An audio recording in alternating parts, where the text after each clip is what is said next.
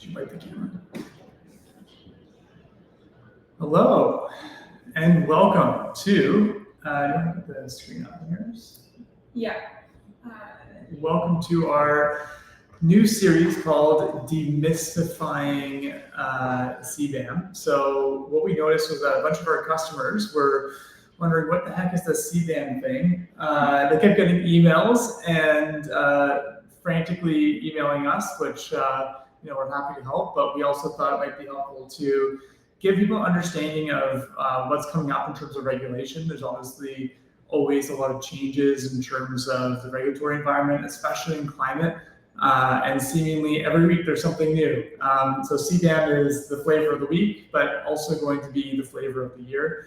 And we'll kind of explain why. And the main reason, frankly, is just the massive impact that it has. So let's wait no more. We're going to do a quick introduction, then dive straight in. So first and foremost, I think you know who I am. I'm the CEO and co-founder of Carbonhound. Thank you so much for spending some of your afternoon with us on this delightful day. Let's feel a little bit more like fall than I would like it to. And then we've got Molly, who is our climate action specialist here at Carbonhound. So she's working with our customers to help them navigate CBAM. She's already worked on a couple of implementations, which is great.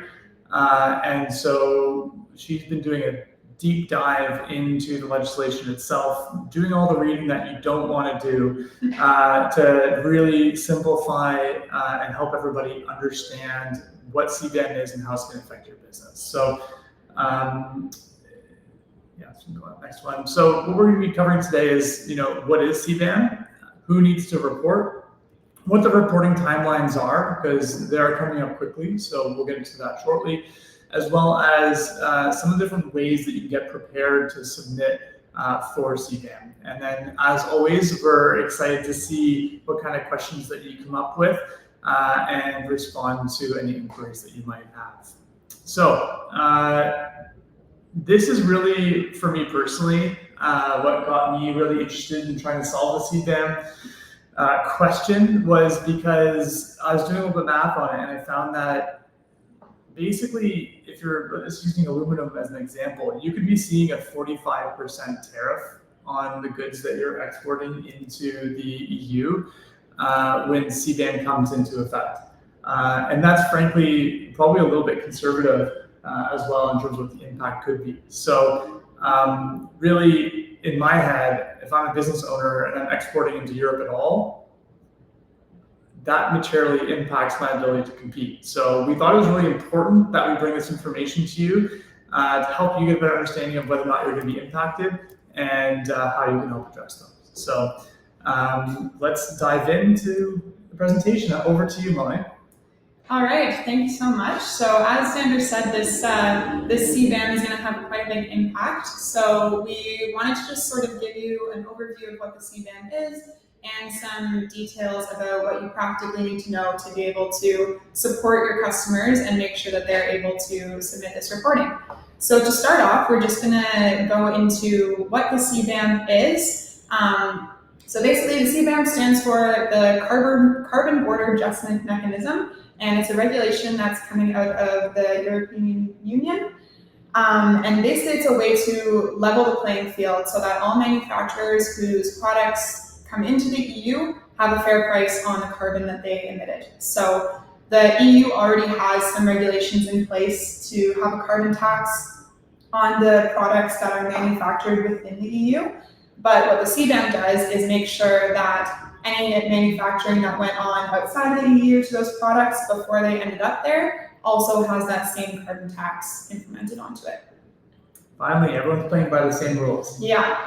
So it's a pretty interesting regulation, and it has a lot of details to it, and it's pretty complex. So we're hoping to sort of clear some of that up for you today. So some things that we just want you to know before we jump into some of the bigger details is what this applies to. So CBAM goods are basically what the European Commission has defined as the carbon-intensive materials that this regulation is going to apply to. So iron and steel, aluminum, cement, electricity, hydrogen, and fertilizers. These are all some products that have a lot of carbon emissions associated with them being manufactured. And so the EU wanted to classify these as the most important goods that they're going to focus on from the gate, and then later on there might be some more goods that they add later on. So another important thing for you to know is that it actually only, the reporting threshold is only 150 euros. So that's nothing. Yeah, it's such a small amount that you'll have to be reporting on your carbon emissions from your manufacturing processes. And so if your products contain any of these CBAM goods and the value of those products is worth 150 euros, then your suppliers are going to be reaching out to you, asking you to provide the climate data and greenhouse gas emissions from those manufacturing processes. So really low reporting threshold, and these are the goods that you need to know. And so we're going to dive into now sort of how you would have gotten one of these requests. So I'm not sure if some of you have already gotten a CBAM request. I'm assuming that's why most of you are here. We know our customers have been getting these requests, some back in July, but a lot of them are getting them within the past couple of weeks now. So this is just a sample to show you how your products would have been requested to have a CBAM submission. So how this works is they're importers, and they're basically the companies that are operating in the EU, and they're the ones that are responsible for completing these CBAM submissions, and any taxes that get put on the carbon emissions from the manufacturing processes are going to be the responsibility of the importer. So they're the ones that hold all the financial burden of this regulation. However, the actual data and the CBAM reporting is all in the hands of the manufacturers, or what the CBAM calls installations. And so we're talking to all of you today because you're likely a manufacturer, and in this situation, we're showing that you directly export to the EU. So you have a customer base there, and they would have reached out to you directly asking you for this CBAM data. And so if that's the case, then this is sort of the most simple scenario, but it can get a lot more complex than that, and that's why this CBAM is going to have such a big impact. So as an example of that, this could be another sort of chain of events or a supply chain that would end up with your products being in the EU. So there's an importer, they purchase directly from a manufacturer, but that manufacturer also purchases goods that go into their manufacturing processes from some other supplier. And so what the CBAM requires you to do is go all the way back down through the supply chain, so that not only will the manufacturer have to complete this CBAM report and share their climate data, but this precursor supplier is also going to have to do that. And just for some information here, precursors are basically the input materials to your manufacturing processes. So for example, if you manufacture bolts and you purchase some steel rod that goes into those bolts, the precursor would be that steel rod that you've purchased from another supplier. And then you would manufacture it into bolts, sell it to your customer in the EU, and that same chain would work backwards for how they get that CBAM climate data. Yeah, Russian doll emissions. Yeah, exactly. So this gets into a pretty tangled web, which we'll get into a little bit further as well. But yeah, crazy complex regulation. So it's having a massive impact. So another situation that you may come across that is also a pretty likely scenario would be that there are distributors involved. So I know that we've been keeping our eye on some online forums and trying to find some, trying to see what people are asking about the CBAM, because we want to make sure that we're answering those questions for you. And we've seen a lot of distributors that are basically getting these requests from their customers, because as the importer, you're going to go to your direct supplier to get this climate data. and the distributors are saying, hey, I don't actually manufacture this, so what am I supposed to do? How am I supposed to get the data to fill out this CBAM submission?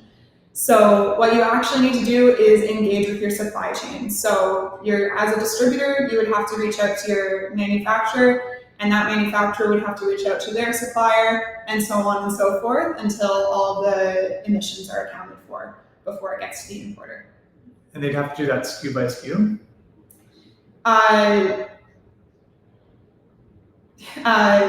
Yes, I believe so. So the way that the CBAM form works, which is something that we'll dive into a little bit later and in another episode of our webinars, you would be providing this, sorry, just gathering my,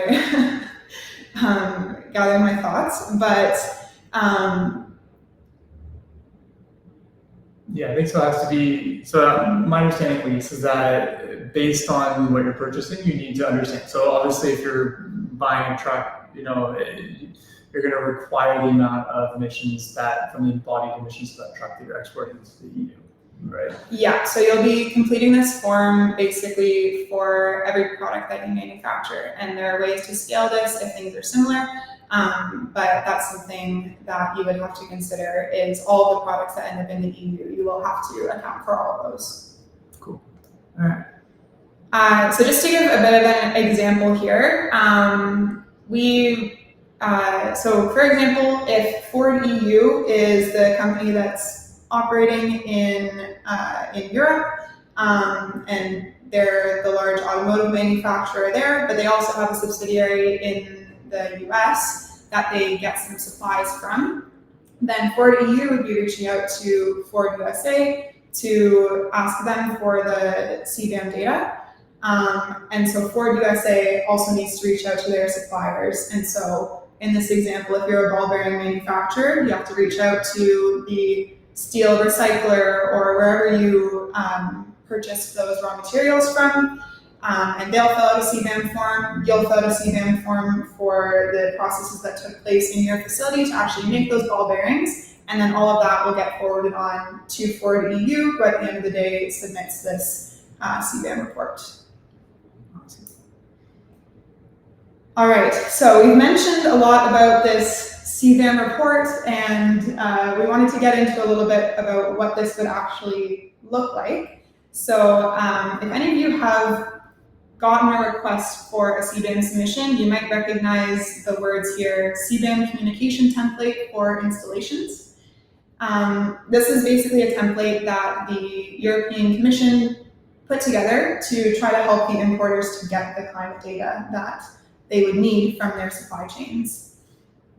And the things that are going to be included in that template are the direct emissions, indirect emissions, and the embedded emissions of the products that they're importing, as well as any carbon tax that has already been paid. And so this communication template, it is an Excel workbook that has 11 sheets within it. So I don't know, Sanders, if you've taken a look at this template at all, but it's quite a hefty document. And so we'll get into a little bit about what these direct, indirect, and embedded emissions mean. But this is a whole greenhouse gas emission calculation methodology that you'll need to be considering. And so to jump into that, basically how greenhouse gas accounting works, there's sort of, just to give a little rundown, there are a few different international frameworks that basically tell you how to get from, say, a volume of fuel that you use to carbon dioxide emissions. So some of those are the Greenhouse Gas Protocol or ISO 14064. And so these frameworks tell you how to get from your activity data to your emissions, and the EU method is another one of those. For the CBAM, they require to use this EU method, but I know here at Carbonhound we're a little more familiar with the Greenhouse Gas Protocol, so and that's something that a lot of companies that are not based in the EU would be a little more familiar with. So we just wanted to sort of show you how those emissions map to each other, because If you use the greenhouse gas protocol, you don't need to worry. You don't have to redo all of your emissions calculations to be able to get this, fill out this CBAM report. You'll be able to map them to each other.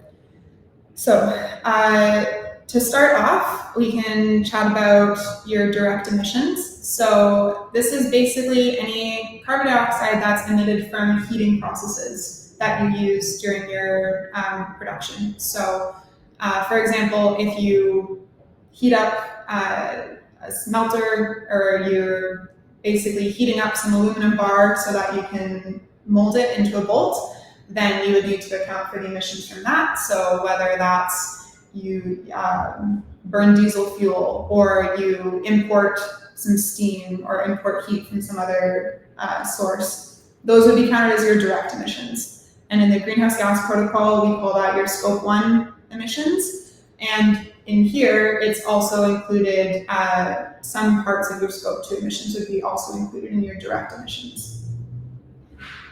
Indirect emissions, that is very similar to the greenhouse gas protocol, and this is electricity that is consumed during your production processes. So basically how it works for calculating your electricity emissions is that different locations have different amounts of carbon that are emitted for generating electricity. So we're based here in Ontario, and our grid is fairly clean, so our emission factor is relatively low. But somewhere that relies a little bit more on coal or natural gas to burn electricity would have some higher emissions. And so anything that you directly use in your production process that is electric powered would count as your indirect emissions. And then embedded emissions, this is where we kind of open that whole can of worms and how you really need to engage with your supply chains, because the embedded emissions are the direct and indirect emissions from any of the raw materials before you processed it. So this is what we call scope 3 emissions in the greenhouse gas protocol. But basically this is where you would need to engage your suppliers, and how this would work back up the chain, just to bring it all back to that reporting and the sort of chain of events that we talked about earlier with the importers, is importers would reach out to their suppliers, and suppliers would determine their direct and indirect emissions, and then reach out to their suppliers to get their direct and indirect emissions, and then all of that would get compiled together to give you the embedded emissions of whatever product the importer in the EU is purchasing. And then the EU Commission will basically take that embedded emissions value and apply that carbon tax to be able to figure out how much taxes will need to be paid for the carbon that was emitted to manufacture this product. So we chatted a little bit at the beginning about why this is going to be important right now. And so we just wanted to go into the timelines a little bit, because how the CBAM is working is there's this transitional period going on right now. And I think just the fact that this transitional period is 2 years long maybe speaks to how complicated of a regulation this is. So the transitional period goes from January 2024 to December 2025. And during this transition period, the Commission basically wants importers to get really good at figuring out the embedded emissions of their products.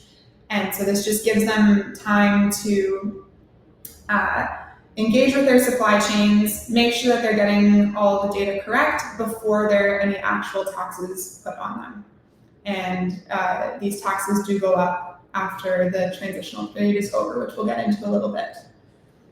Yeah, I mean, I think for many people, this is quite an incredible feat. This is quite an academic exercise that they're thinking about 10 years ago. And now we're seeing it actually being implemented, and it's impacting companies from everywhere around the world. So yeah. It's actually pretty quick in terms of the implementation if you really think about it, and the level of detail. The fact that they're requiring it down to $150 worth of materials just goes to show how seriously they're taking this. So yeah, it's really cool. But we're at a transition point, aren't we? Yeah, absolutely. So some of you may have gotten some requests from suppliers already, and if you have, it maybe was in the past couple of weeks or so, and that's because as of July 31st, 2024, estimates are no longer allowed. So from the start of the reporting, so from the past 2 quarters in January and July, importers were allowed to use these default values, which are basically estimated values that the European Commission put together to help them quantify the emissions from their products that they're importing. But we are now entering into a new era where real activity data is going to be required. And so the next quarterly report that's going to be happening is in October. And this is the first CBAM submission that actually requires supplier activity data. And so what this means is that the supply chain engagement is going to be going on starting anytime now, and it's going to be required that you actually have this firsthand data by October. And from then on, that's going to be the norm. So there's no more using the default values and going into the end of the transition period and then into the definitive regime when these taxes start becoming implemented. The actual activity data is going to be so important and is going to be required. And so one of the things that we wanted to touch on is, there we go, why this activity data is so important and why it's really not an option to not have your climate data be accurate and be done properly. So we've been looking into all the taxes that are going to be implemented from the definitive regime. And so right now, if the data that you're sending to your importers, or if your importers are submitting data that isn't correct, then they're looking at fines of about 10 to 50 euros per ton of carbon dioxide. So there is still small fines for having incorrect data. However, as we move into the definitive regime, the taxes go up. So as you can see in the second column here, even if the data is completely correct, as soon as the definitive regime starts, that's when the EU Commission is going to start charging per ton of carbon dioxide emitted, and that's the whole point of the CBAM, so that companies are paying that carbon tax that we talked about and paying a fair price on carbon for anything that was emitted before it made it into the EU. And so right now it's sitting at about 75 euros per ton. That's based on the European emissions trading system, which is how they determine the price of carbon, and it's basically a marketplace. So we can talk with you about that afterwards if that's something that you're interested in learning more about, or if you have any questions about it, we'd be happy to answer. But that's basically how this price on carbon is established.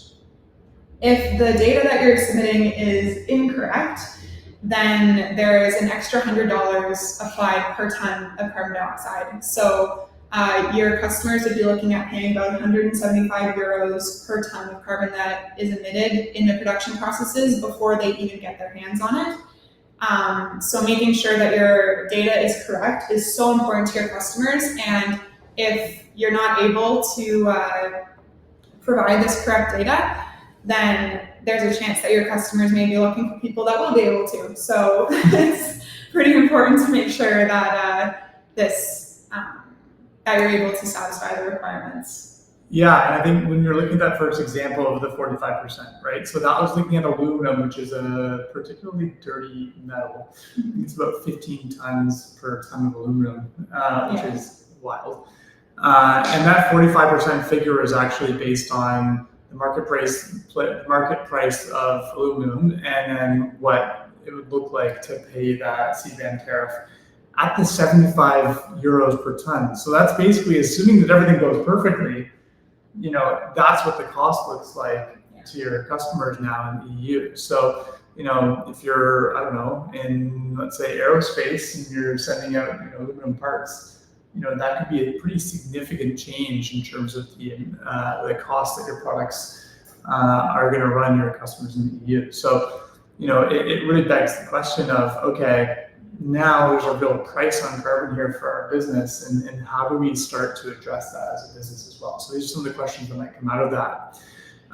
But just to say, that's at $75. For the $175, and that tariff's obviously over 100% probably, right? So, and who knows what the price of per ton of CO2 is going to be in 2025, 26 as well. Yeah, absolutely. Because the way that the emissions trading system works is that over time, they're going to reduce the number of credits that companies are allowed to have to emit. So this price of carbon is only going to continue to go up. So we're being conservative here. Yeah, absolutely. And so one other thing that we just wanted to touch on, because basically there's no option for your customers to not do this. Well, there is an option, it's not a very good one. Yeah, so if your customers were to not register as a licensed importer and they got caught importing these CBAM goods into the European Union, they would be looking at paying almost $600 per ton of carbon dioxide emitted. So this regulation is hugely important for your customers to comply with, and consequently, that makes it really important that you're able to comply and get them this data correctly. Awesome. Yeah. So we just wanted to touch on some different ways that you would be able to actually get this data to your customers and make sure that it's done well.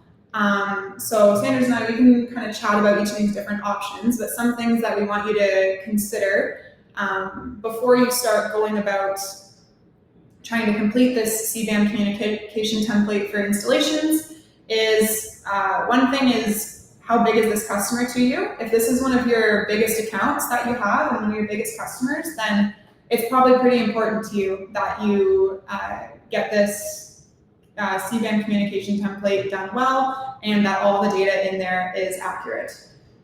The other thing is considering if you've already done any climate reporting. If you have, it might be less of a lift on your team to be able to fill out this report. But if you're starting from square one, then it might be worth it to look into getting some help, just because this is quite a complex document to tackle. And as we said, the timelines are coming up. You're going to be needing to submit this report in October. Yeah, which means that you probably need to get talking to either doing it yourself internally pretty quickly, because basically this is kind of like a product carbon footprint light. Yeah. Right? Where you're really trying to understand and dig into what are the components of the product that I'm putting into the EU, and what are the materials of those products that I'm putting into the EU, that I'm exporting into the EU.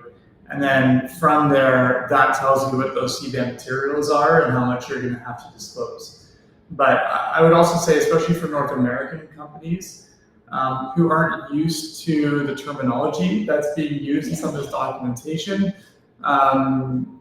there's a little bit of a translation that needs to happen in order to ensure that you're doing it right. And I do think, luckily speaking, the fines are much more lax over the next year or so, but at the same time, there are still fines if you don't do it correctly. So it's about trying to get it right and make sure that you've got the credibility behind that, so you're not putting your customer in a position where they're going to see unexpected costs for doing business with you.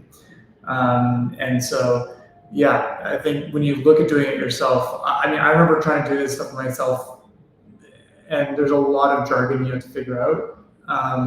In terms of hiring a consultant, I think that's, if you can find somebody who's got some experience in it, I think it can be super valuable. Obviously, this is quite new for everyone because it's a brand new regulation as well. But they'll definitely be able to help you and guide you with a little bit more expertise, which would be incredibly helpful. Yeah, absolutely. Obviously, there's a cost with that. And you'll be paying a premium to have this done by October if they're going to be slammed with a bunch of people all hoping to do the same thing. Yeah, exactly. So, I mean, but there's nothing wrong with hiring a consultant. Again, just finding the right one. Make sure you look for ones that have experience in the space, who are dealing with European regulations, who've done it before.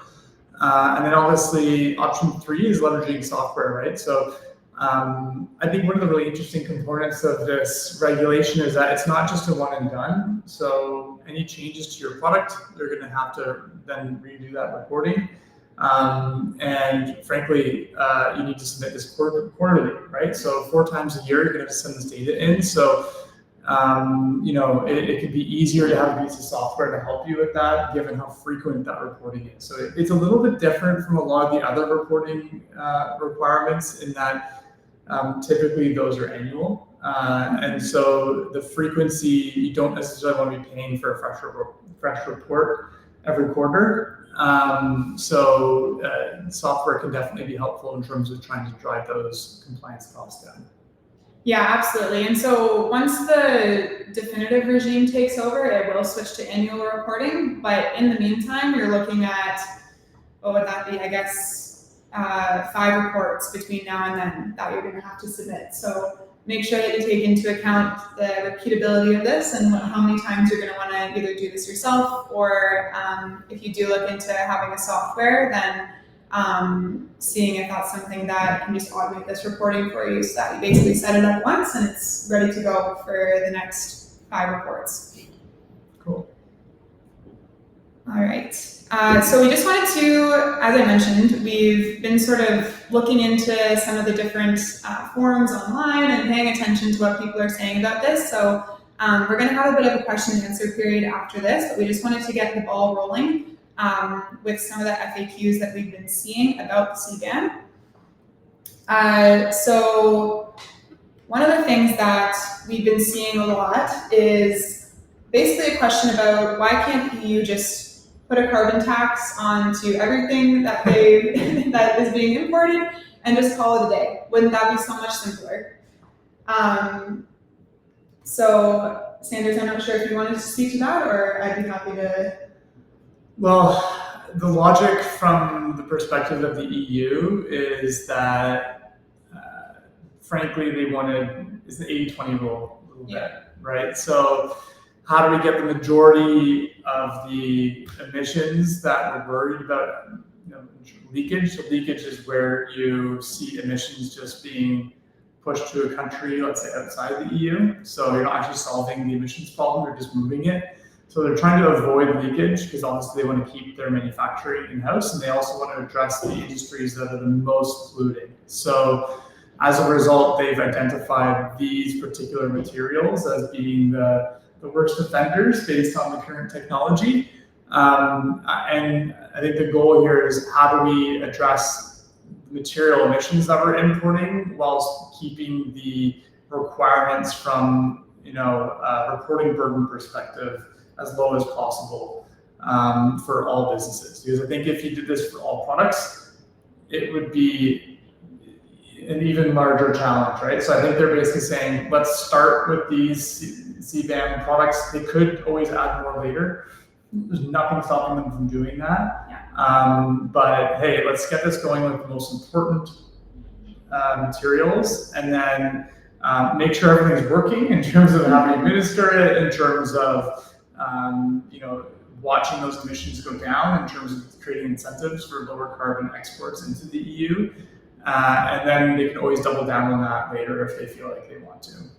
Yeah, absolutely. And I think, the potential for this regulation to expand into other emissions intensive goods is definitely there. And the other thing is that if the EU were just to put a carbon tax onto even just the CBAM goods that they're already talking about, and didn't do any of this reporting, then there's the potential that these importers would be paying double for carbon tax, because say you're based somewhere that already has a carbon tax implemented, that's taken into account when they do this CBAM reporting. So the importers are only paying the difference. So if you're already paying a carbon tax on your goods, then that will be disclosed in your CBAM submission, and the importers won't be paying double, because basically the EU just wants to make sure that the carbon is being accounted for somewhere.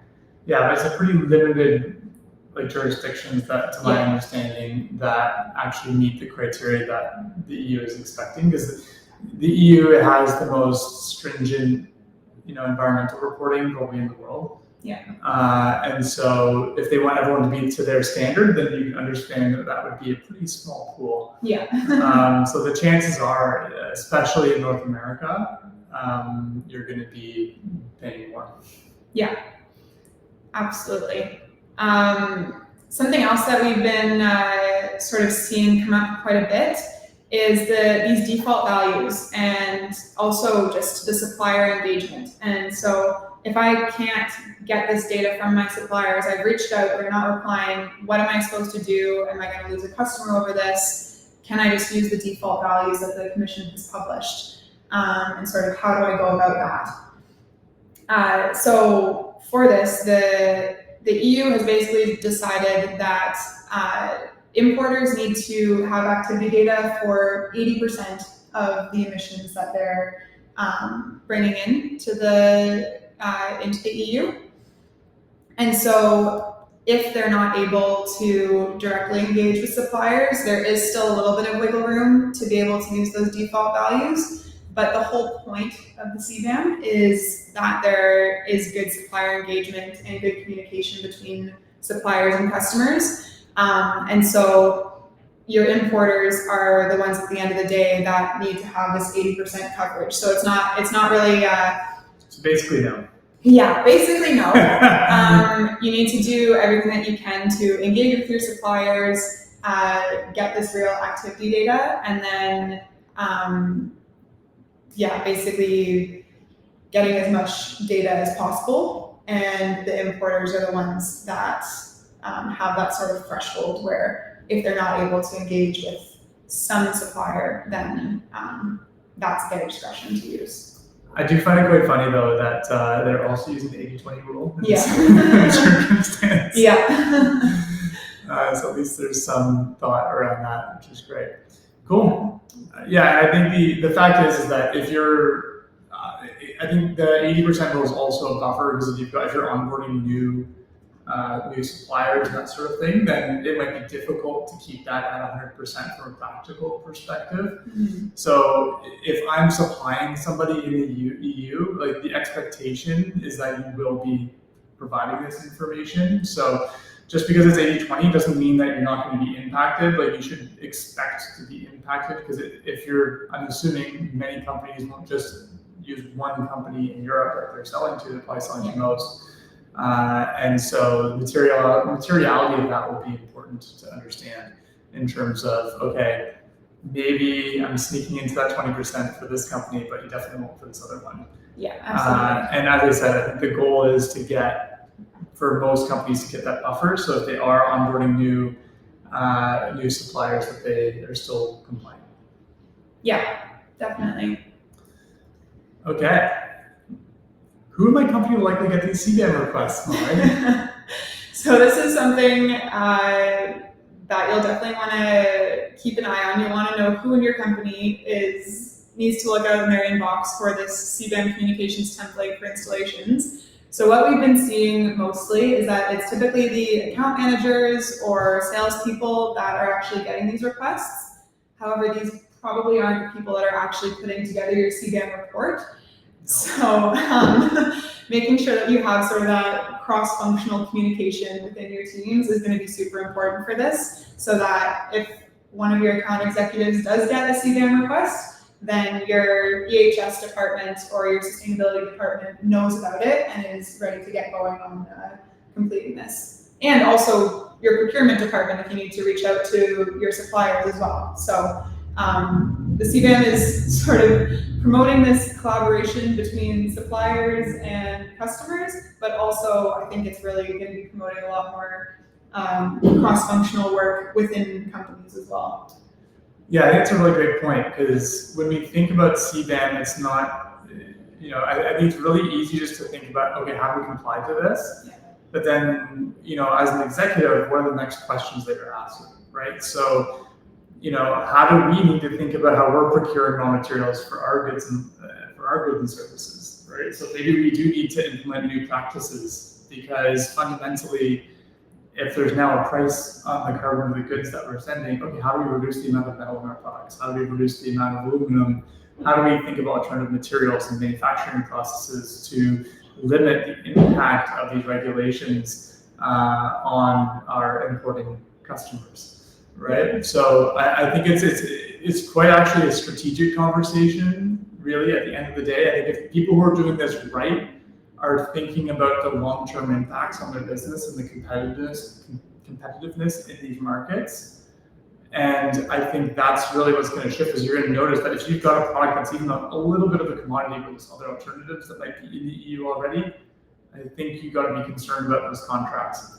And you want to make sure you're getting ahead of it during this transition period. So for me, it's not really just a transition period as it relates to the reporting aspect. It's actually a transition period as it relates to how do we decarbonize our business so that when the transition period is over, that our pricing is still competitive and that we can keep all of our clients. Because at the end of the day, that's what really matters. And maybe who of our competitors might be overexposed based on the knowledge I have of their operations. Maybe we've got somebody who just came over from there. And are there opportunities for us to increase market share in the EU as a result? So these are all the questions that I like to talk about, because I think we talk a lot about climate regulation as being a pain to meet, but I think it's also creating a huge amount of opportunity for companies who are getting ahead of it and thinking about it in a strategic way. And that really rewards businesses for taking climate action around the world, which is super cool. And that's really, I think, the point that the EU is trying to put in is, hey, we've committed to these goals as a global community, and so we're just holding you to account on them. Yeah, Okay. absolutely. Cool. Any other questions? So I think, unless we've got any other questions, I think we got a question here around, does my CBAM submission need to be verified or audited by a third party? Yeah, so that's a great question, and something that you definitely need to consider, especially as we talked about when you're choosing whether to do it yourself, hire a consultant, or leverage software, is considering whether or not you need to verify your emissions as well. So basically, just brief overview, what verification is basically a third party would be looking at all of your emissions and looking at your CBAM report, and just making sure that everything is done correctly and with alignment with all the regulations. And so from the CBAM regulations, verification is not required quite yet. So potentially starting in 2026, the rules around what's actually going to happen are still evolving. And in general, the CBAM regulation will continue to evolve over the next 2 years.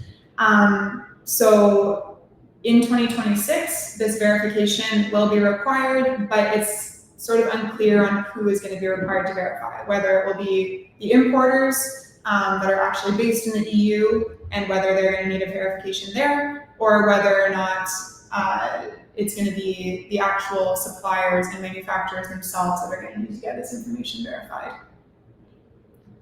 Cool. I think we've got another question here around, are there EU climate regulations that will be in other EU climate regulations impacting North American manufacturers? So yes, long story short. So I think we recently did an analysis, and what we found was that there's about 60,000 of the world's largest businesses, from China to the EU to Australia to eventually Canada to California.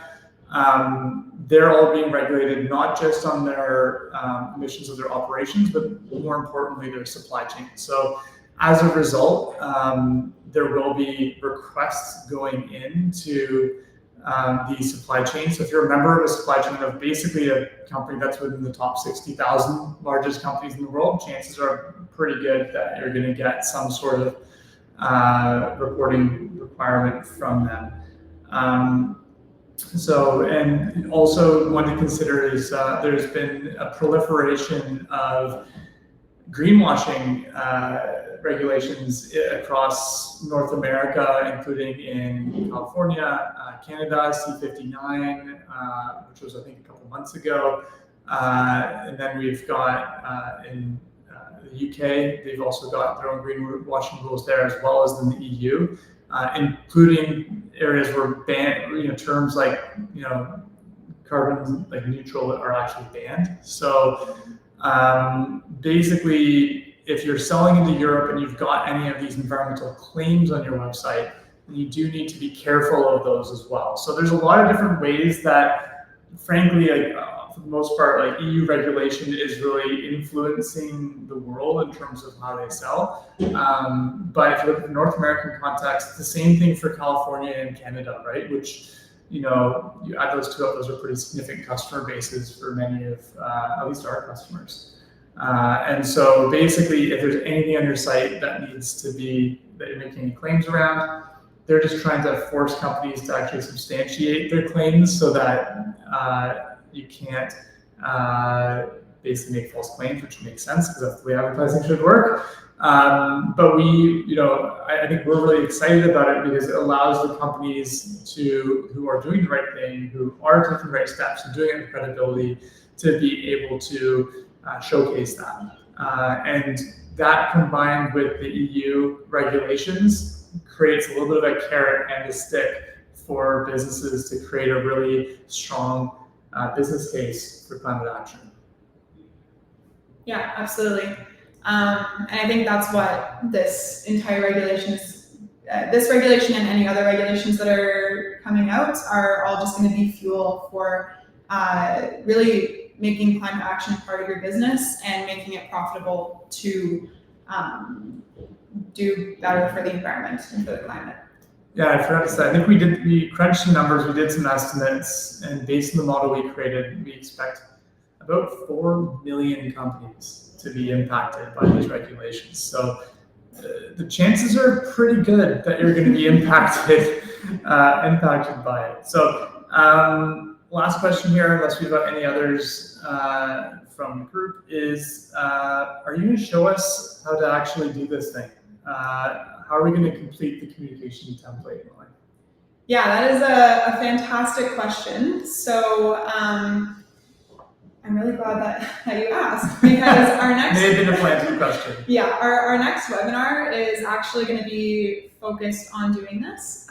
So we're going to have another one of our climate action specialists here that has been doing these CBAM submissions and supporting our customers in getting this done. She's going to walk you through step-by-step how to fill out the CBAM communication template for installations, just to give you that guidance on how to do this if you are trying to do it yourself. So the details on that we will be sharing with all of you as we put them together. And so keep an eye on your inbox for that. And yeah, we'll walk you through how to do this so that you can be empowered to support your customers and make sure that you've got the right data where it needs to be. Cool. Thank you so much, Molly. Appreciate that.